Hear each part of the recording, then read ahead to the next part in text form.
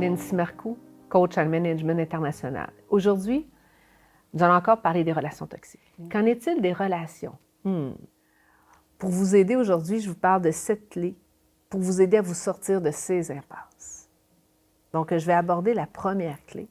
Donc, une de ces premières clés, en fait, c'est faire la part des choses. Est-ce que vous faites la part des choses? En fait, c'est quand une personne vous projette son mal-être. Cela ne veut pas dire que c'est un psychopathe, faites attention, ce n'est pas nécessairement immédiatement un narcissique. Non, non. Ce qu'il faut comprendre, c'est que nous vivons tous des situations difficiles. Nous avons tous un moment de mal-être. Et dans ces moments difficiles, c'est important aussi d'être à l'écoute de l'autre, d'apprendre à mettre vos limites, comme Madame la Sainte Paix. Cette personne peut vivre quelque chose d'intense. D'être à l'écoute pour elle, c'est important. Mais si vous n'êtes pas en mesure, vous pouvez également mettre vos limites. C'est important de ne pas mettre tout le monde dans le même panier. Et prenez le temps d'avoir du discernement dans vos relations et dans vos réactions. Les gens ont aussi tous des moments qui leur arrivent, qui sont difficiles, qui vont projeter sur vous des éléments négatifs.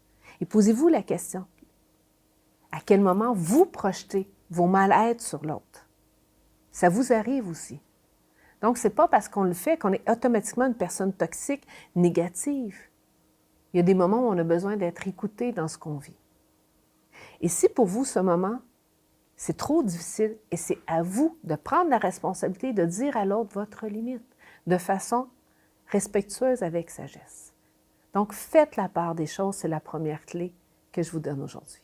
La deuxième clé, c'est apprenez à repérer ces pervers narcissiques. Mais il est vrai, comme je vous ai dit dans mon autre vidéo, il n'y en a pas partout. Donc, paniquez pas, faites la part des choses. Le pervers, c'est un pervers qui c'est souvent difficile à démasquer au premier contact. C'est une relation toxique qui est insidieuse et souvent on ne s'en rend pas compte immédiatement. C'est vraiment, vraiment subtil, ces relations. Et vraiment, allez réécouter ma vidéo que j'ai faite sur le pervers narcissique pour vraiment la comprendre. Mais un truc que je vais vous donner aujourd'hui, c'est en fait cette relation, cette présence de cette personne qui est présente dans votre vie, qui est narcissique, va vous rendre anxieuse. Va même vous emmener à vous renfermer, à vous sentir coupable, dévaloriser, de vous priver de votre libre arbitre, de votre liberté. En fait, c'est ça que la relation va être néfaste pour vous. Et parfois même, avec un pervers, vous allez avoir tendance à être le sauveur. Oui, à vouloir le sauver parce qu'il va vous culpabiliser, il va vous mettre dans cette situation-là. Mais ce n'est pas qu'une fois. Et c'est pour ça qu'il faut revenir à la clé, je vous ai dit de faire la part des choses.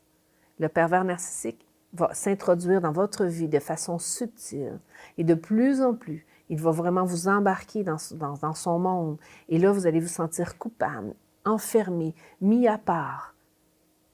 Là, il va vous attraper, il va vous hameçonner, comme je dis dans mon autre vidéo. Là, c'est une relation vraiment toxique d'un pervers. À ce moment-là, respectez-vous dans la relation et quittez cette relation. Ne soyez pas le sauveur d'un pervers, c'est impossible. Quittez la relation, demandez de l'aide. La troisième clé que je vais vous offrir aujourd'hui, c'est prenez conscience de ce qui se joue, de ce qui est présent. C'est important d'avoir cette conscience-là. Conscience de ce qui est présent à l'extérieur et à l'intérieur de vous. Parce qu'on reproduit fréquemment des schémas répétés dès notre enfance, des schémas qui ont été créés lorsqu'on était jeune. Ou même ceux qu'on a hérités des comportements de nos parents, de notre environnement, qu'on essaie d'imiter ou de ne pas imiter du tout, du tout. Mais tout ça se joue dans l'inconscient. Et tout ce qu'on a mis en place, en fait, de ces mécanismes, de ces schémas, c'est pour nous protéger.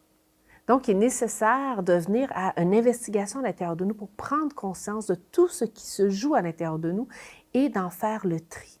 Oui, d'en faire le tri entre ce qui m'appartient et ce qui est des schémas qui se rejouent, qui se rejouent, qui se rejouent.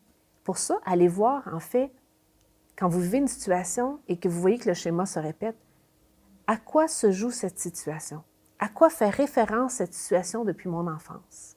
C'est peut-être quelque chose que j'imite ou complètement quelque chose à l'opposé que je ne veux pas du tout. Mais si vous êtes dans l'opposé, vous êtes encore dans le schéma parce que vous êtes dans la résistance au schéma au lieu d'être centré à qui vous êtes naturellement. Écoutez votre corps. Il vous parle. Il vous indique tout par ses sensations.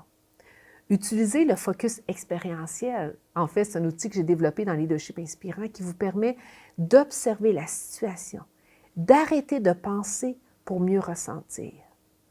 Et là, vous vous dites, je ne peux pas arrêter de penser. Eh bien, faites neti, neti, neti. C'est un terme en sanskrit qui fait vous ramener à l'équilibre. Arrêter de penser, je deviens le témoin de ce qui se passe dans mon corps. Je fais ce focus de l'expérience qui se vit à l'intérieur de moi. Et à ce moment, faites un autre choix d'agir autrement.